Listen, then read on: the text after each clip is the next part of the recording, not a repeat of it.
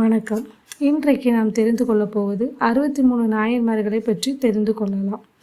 63 நாயன்மார்கள் அப்படின்னா இவங்க சைவ சமயத்தை பின்பற்றும் சிவனடியார்கள். ஓகேவா? நாம் சிவன் கோவிலுக்கு போகிறோம், தரிசனம் பண்ணுறோம், வெளியில் வர்றோம். வெளியே பார்த்திங்கன்னா 63 நாயன்மார்களோட சிலைகள் வரிசையாக இருக்கும்.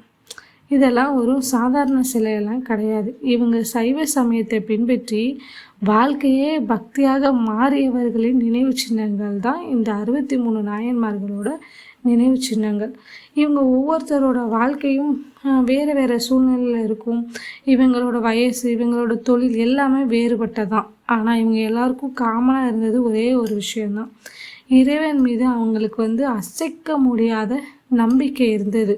இவங்களோட எல்லாரோட வாழ்க்கையிலையும் சிவபெருமானோட திருவிளையாடல்கள் இருந்தது. ஸோ இப்போது சிவத்தை பற்றி நீங்கள் உண்மையாக அறிஞ்சிக்க விரும்புகிறீங்கன்னா முதல்ல சிவனடியார்களின் பெருமையை புரிந்து கொள்ள வேண்டும் அப்படின்னு சொல்லப்படுது. அதனால் நம்ம என்ன பண்ணலாம்னா இனிமேல் வரப்போகிற ஒவ்வொரு நாட்கள்லையும் 63 நாயன்மார்களோட வாழ்க்கையில் சிவபெருமான் எப்படி திருவிளையாடல் புரிந்தார் அப்படிங்கிறத தெரிஞ்சு கொள்ளலாம்.